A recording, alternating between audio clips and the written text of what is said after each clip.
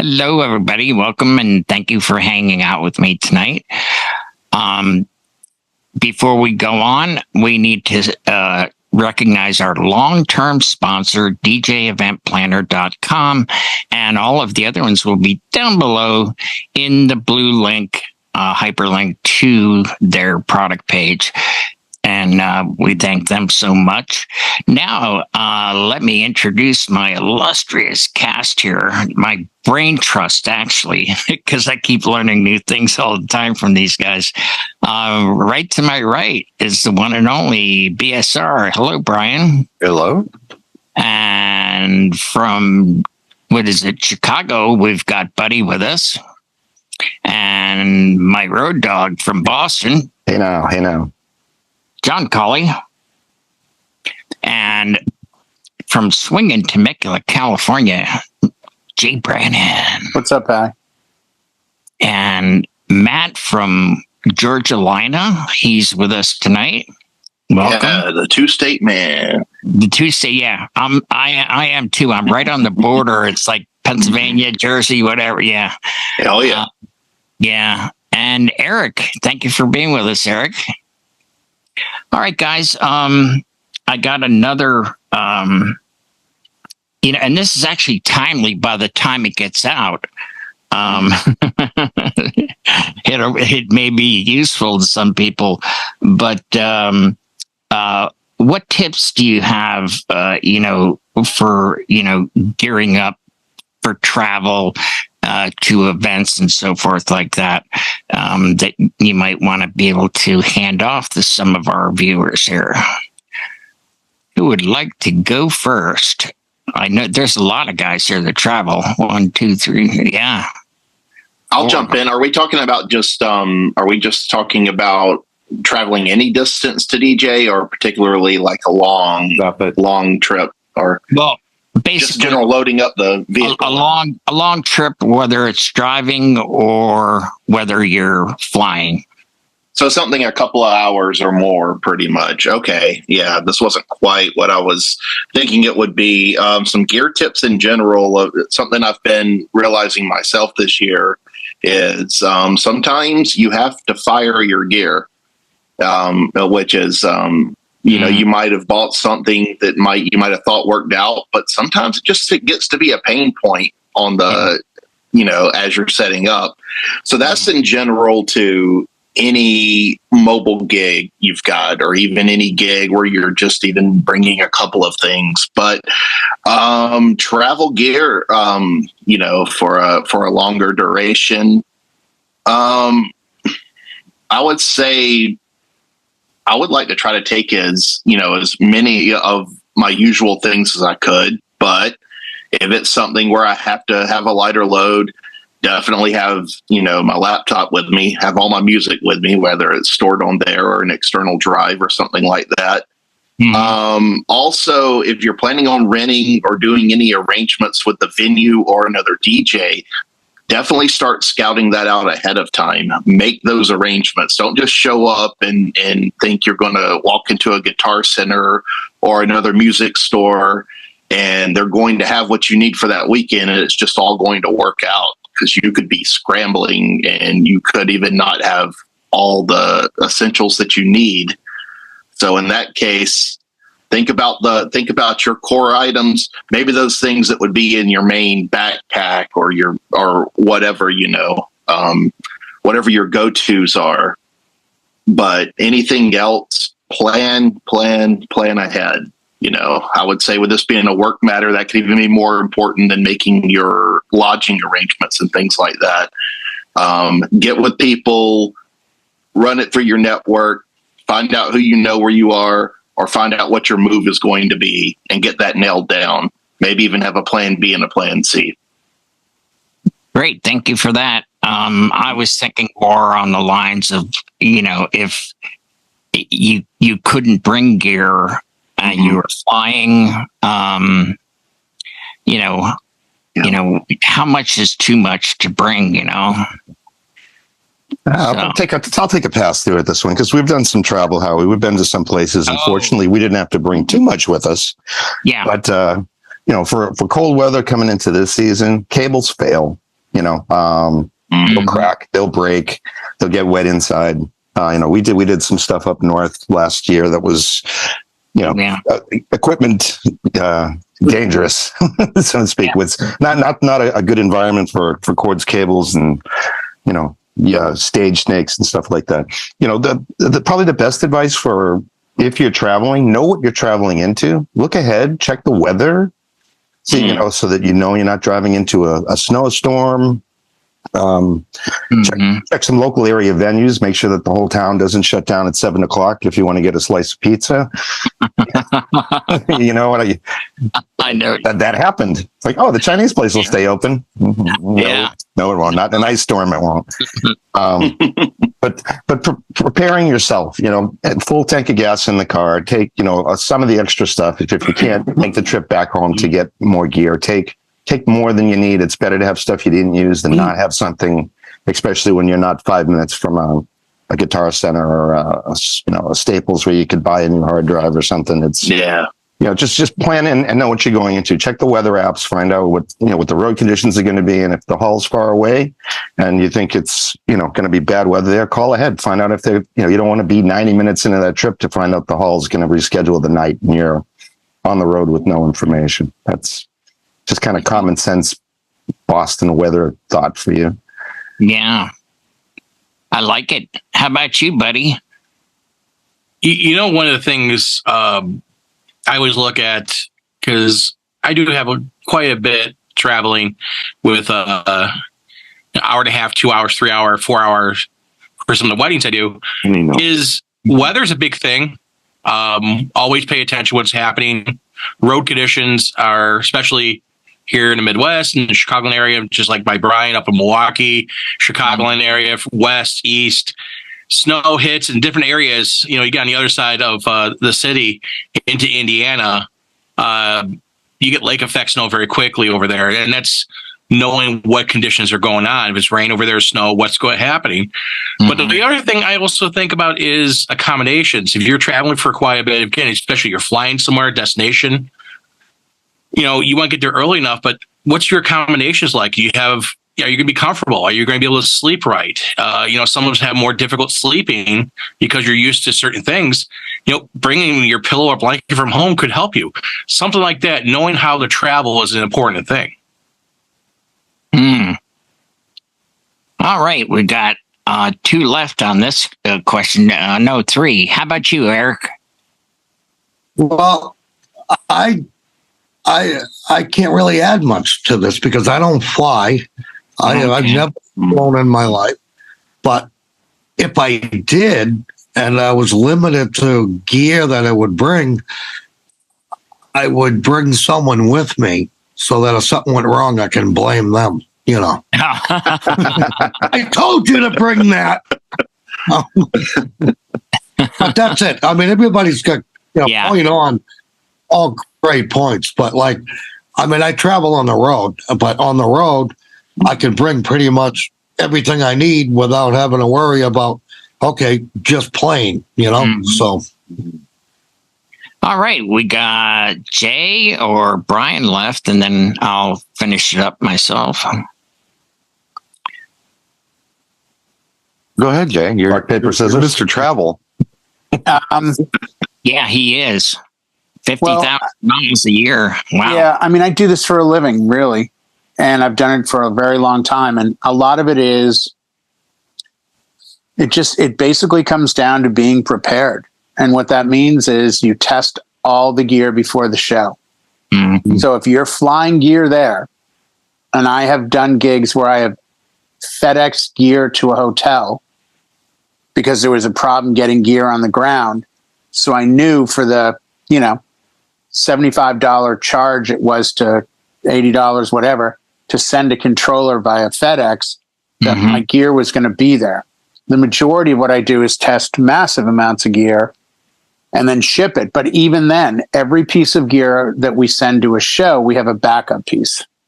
Mm-hmm.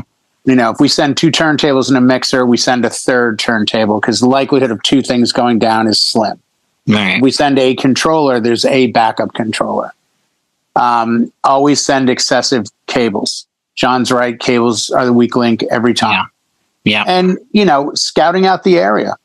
When I fly, I look on Google Earth at hotels and I see what's nearby. If I get to this hotel, can I walk to a restaurant? How far is it to the gig? One of the secrets of success has always been, and it'll come up in Boston, I try to stay close to airports because it's a condition. If your gig is 30 miles in Denver, for example, downtown Denver is about 25 miles from the airport. I stay about 3 miles from the airport. I had a gig there in May. Get all done with the gig, pack everything up, get it all set, ship it. If I was staying there the next morning, if there's adverse weather or anything like that, I'm okay. I'm only a couple miles from the actual airport because I get to go. I did a gig there 5 years ago in October like 13th. Got there, it was 65 degrees and sunny. Went to bed, woke up the next day and put a video on Instagram. There was 2.5 inches of snow. And it was like 31 degrees. So things can turn on you. As far as your gear, the other thing is don't travel with everything in one package. Right.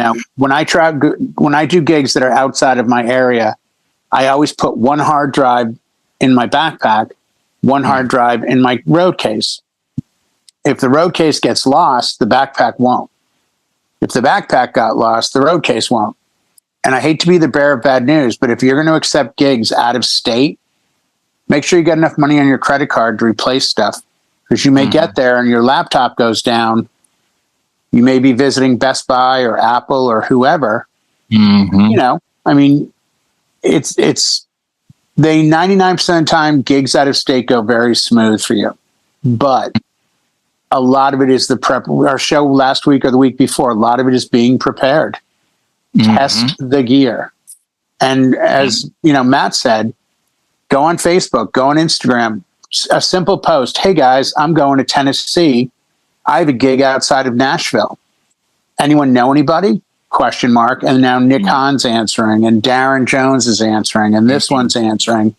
And people come out of the woodwork and, I think we're a good community for the most part.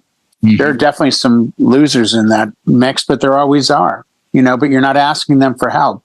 The real core DJ group, I think, would help you out.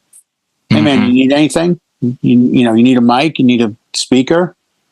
So I think as long as you're prepared and you plan ahead, don't wait till Thursday for a Friday flight.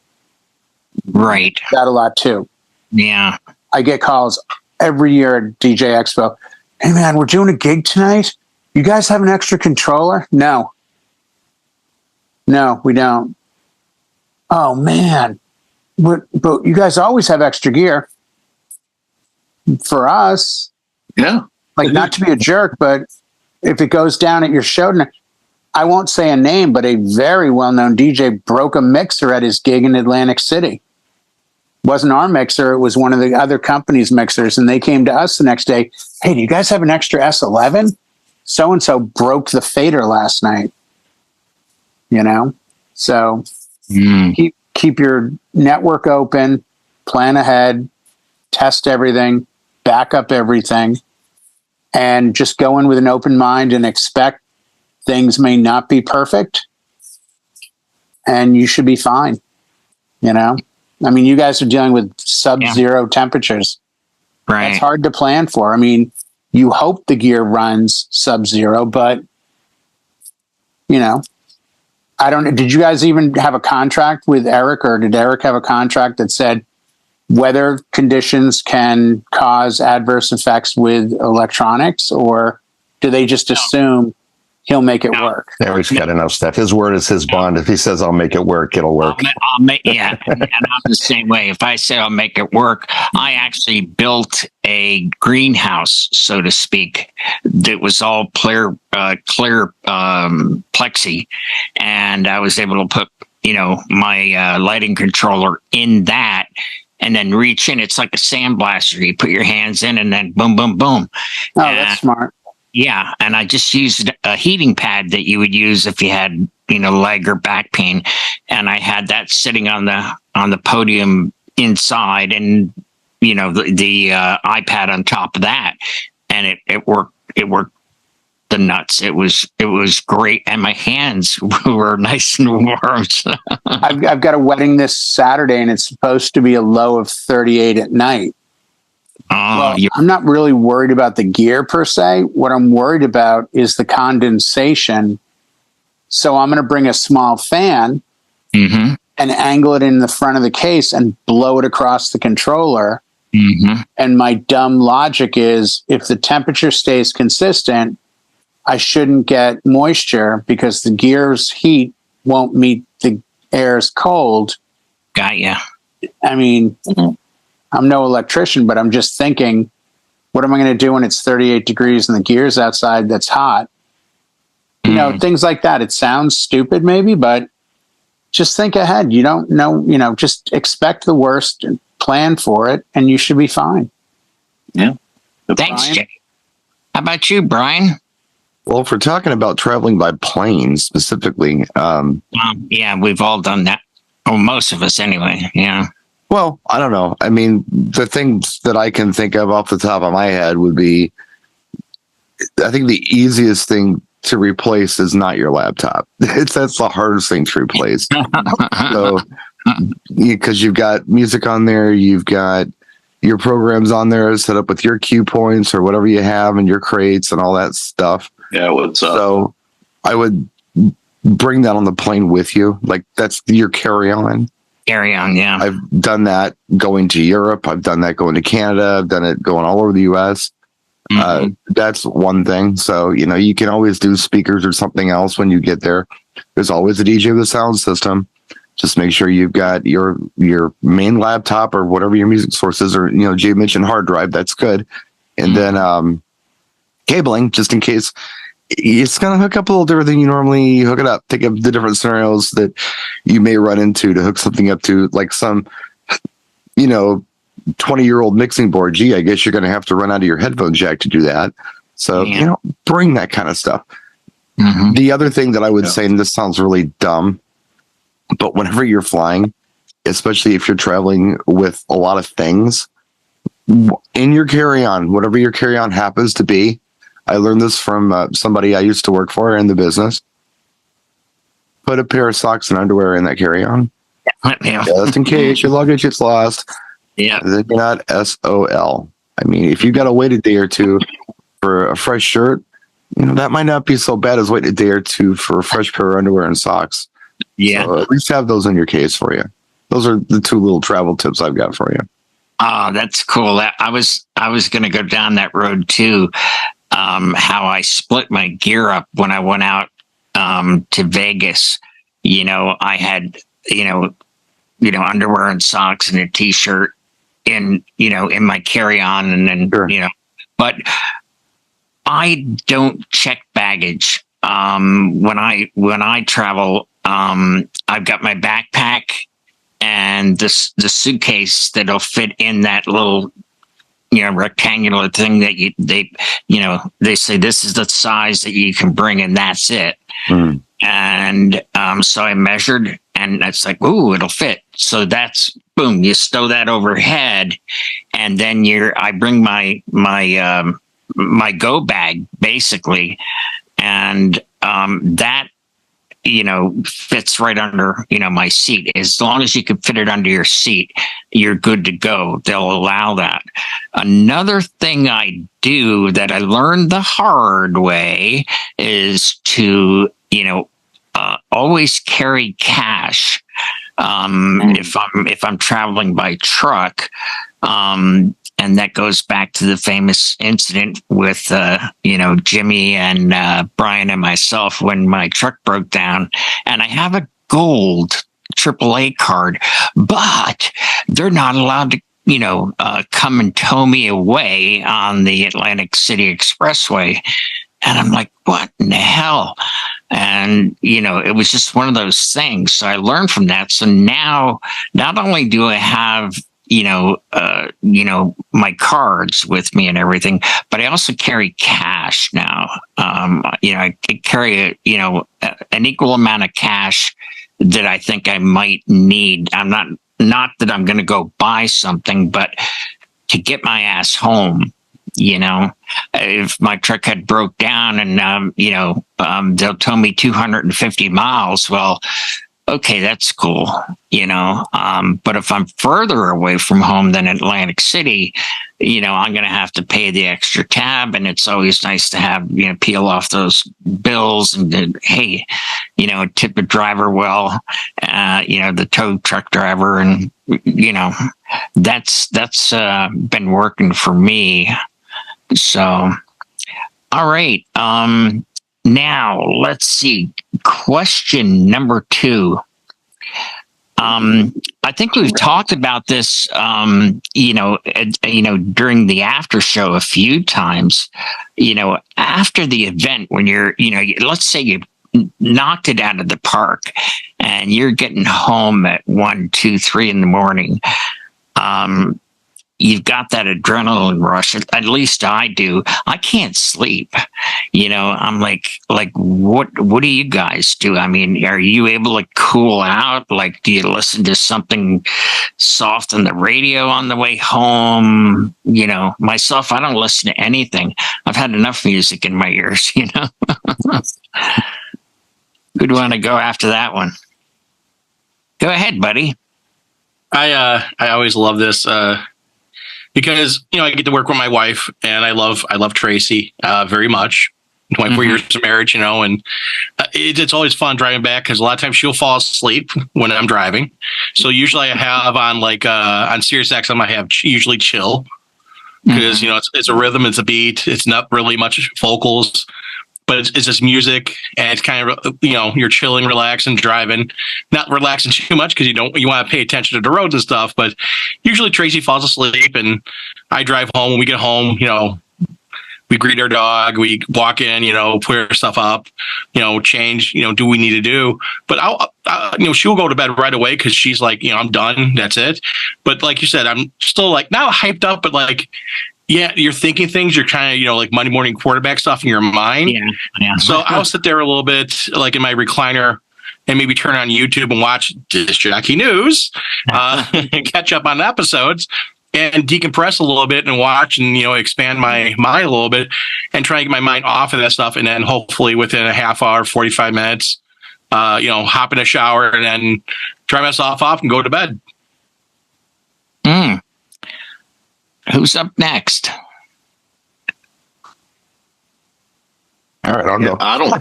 Okay, go ahead, John. Road dog. Yeah, road dog. Road dog. Going over cheap shot there, but do a 4-hour gig, drive home, and hop on Twitch and play music for 4 more hours like an idiot until 4 in the morning. Yeah, you do.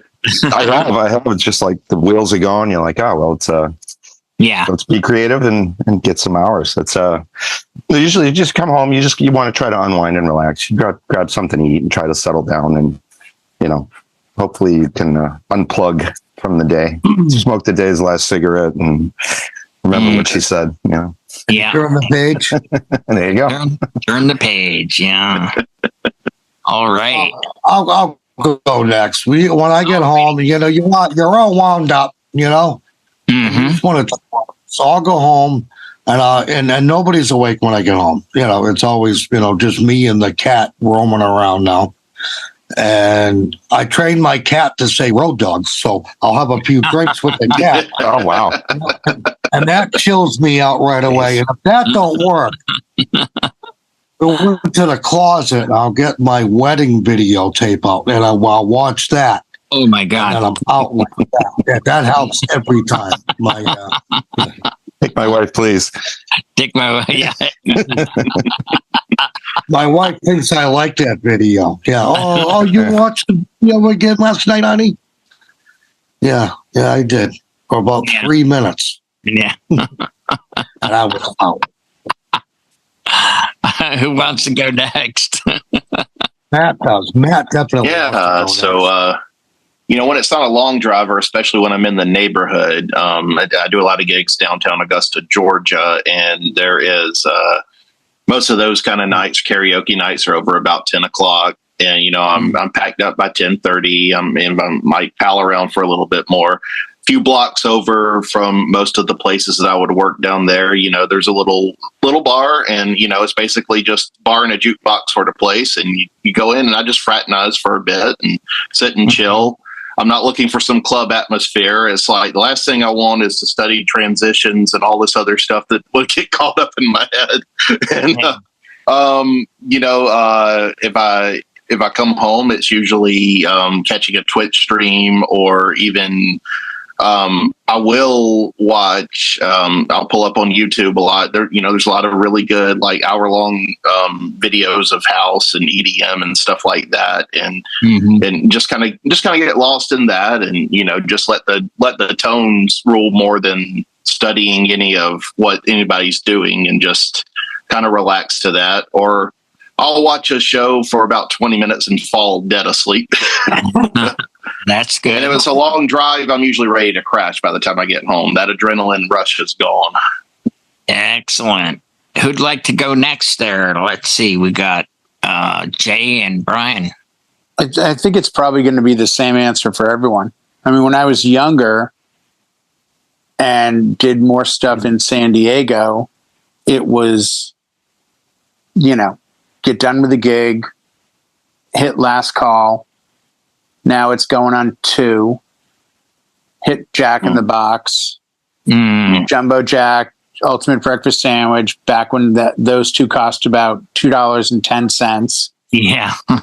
Cruise home, either unload or get in the garage, and then come in, have a couple of drinks, eat something, watch TV, go to bed. Now I skip the late night food because my metabolism committed suicide a while back. I don't want to talk about it. And, you know, same thing. After the gig, if I can make, you know, hit a couple closing bars, or one or the other, you know, maximum 2 beers or something.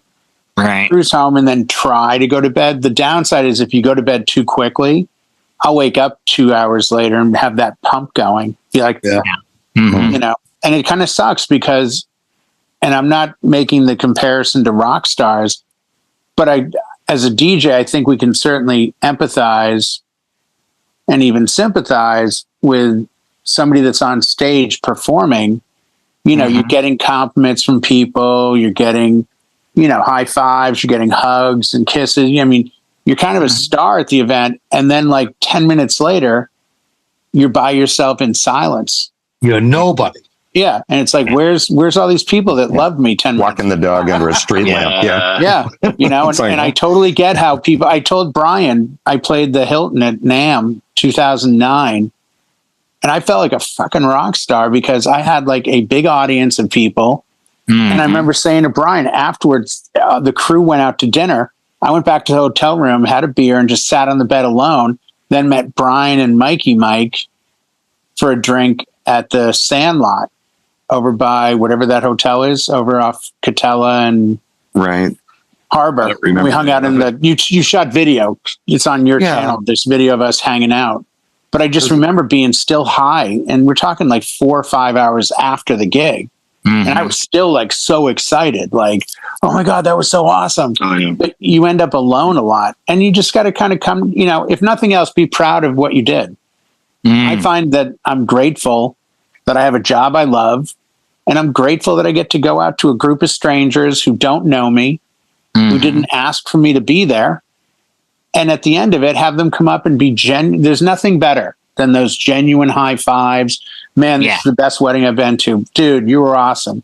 Dude, this was incredible. Man, we danced. I mean, it's such a great feeling. But like you said, it gives you such a rush that you got to figure out, you know.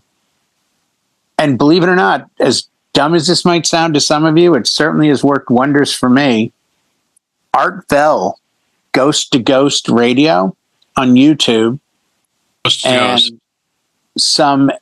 well, no, he's got Ghost to Ghost. He used to do every Halloween when he was alive. That one, yeah, Ghost to Ghost. Yeah, so it's more people calling and going, I have spirits in my basement. You do? Tell me about them. And it's just, you know, it's inane stuff.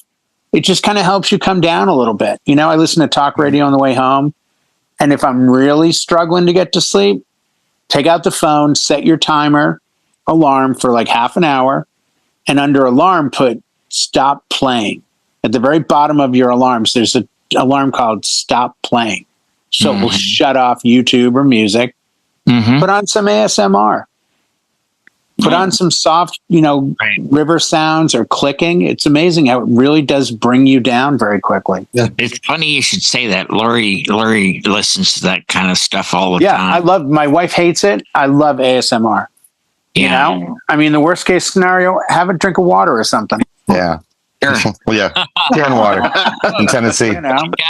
From Cullen water. Yeah. Support America. That's all. Put on some boring documentaries on YouTube, like the evolution of concrete and rebar since 1932. You're like, oh, okay, I'm off. That's All right, Brian, you're up. I usually don't care about going to sleep. Yeah. It's my private time. Everybody's in bed. I can do whatever I want. I can watch TV. I can go on the computer. I can put together a gig log if I shot something. The only time it's a bummer is if I've got back-to-backs and then I've got to, I need to get some sleep before I do this next job. Then I usually end up doing that job with not so much sleep because I usually go to bed when I'm tired and I get up when I'm rested. I mean, that's kind of how I like to do things. So I don't know. I don't know if when I don't sleep well under pressure. I never have. Hurry up and sleep. Right. It's not something I do well with. It's either time to go to bed or it's not time to go to bed. I'm either tired or I'm not tired. So I don't know if I'm much help with that. I'm going to have to agree with you because I mean, there's been, when I drove back from Boston and back from Jimmy's house and, got home, I just, no matter what I did, I could not fall asleep. And I tried, forcing myself and that didn't work. It just made it worse. So what did I do? I just put the science channel on TV and, in about an hour or two, I fell asleep and that's what worked for me. So does anybody have anything else they'd like to add to this before we put a fork in it? Yes. Alrighty. It's not on topic, but I don't know if any of you saw my post or other posts. Brian, I reached out to Brian because I thought he knew him, but we lost Dave Lopez. Yes. Over the weekend. Yeah. Odyssey. He was there for 27 years. Yeah. Wow. I've known him for 21 years. Yeah. And in our industry, the DJ industry of vendors and manufacturers, honest to God, one of the nicest guys. Yeah. There used to be a guy, Mike May, that worked for Rain. Insanely nice guy. And Dave was like Mike. Every time we had a good product, he'd come over, big handshake, hug. Man, I love that mixer. You guys are killing it. You're great. And he just was one of those guys that had a smile, was always nice, gave me some stuff over the years. I tried to send him business, but just always a nice guy. And it's sad that, a young guy, young, I think in his early 60s. I don't have an exact age on him, but just, wanted to mention that, if you ever dealt with Odyssey at a show, you dealt with Dave at some point, and he was the guy who always had a smile. And just wanted to mention, we take for granted sometimes just how much we have and, do whatever we want. But once in a while, I guess we need reminders that life is fragile. And appreciate the people around you. Don't take for granted. I won't say who, but I spoke with a dealer today. He's really upset. He spoke to Dave last Wednesday, and Dave was going into chemo. He had liver cancer, stage 4. And Dave was making a project for NAMM in January and said, I can't wait to be there to show everyone how I beat cancer. That was last Wednesday. He died yesterday. Jeez. Wow. So this, stop and love the people you love. Don't deal with the people you don't. And just respect that you get up every day and it's a gift. And don't waste it. Yeah, Yep. we've had Odyssey as a sponsor for Disc Jockey News as well. And yeah, when I saw that, I was like, "Holy cow!" He was young. Credit to John Young. He was one of the first people to post it. Yeah, Disc Jockey News put something up very quickly. yes, As did Ben Stowe, because he was a guest on. I did a show for Ben once. Dave did it. You know, it was that thing that Katie did, I think, during COVID. right. Like a quick little interview thing, but just nicest guy. Really just genuinely looked forward to seeing him. One of those types, you know, not like me. Nobody's looking forward. It's like, oh, I wonder if he's got a t-shirt, you know, and then everyone leaves. I get that because I always ask for drinks and that's people get offended. But yeah, he'll be missed this year at NAMM. He will be. He will be. If you ever dealt with him, keep a good thought for him and his family. And his family, sure.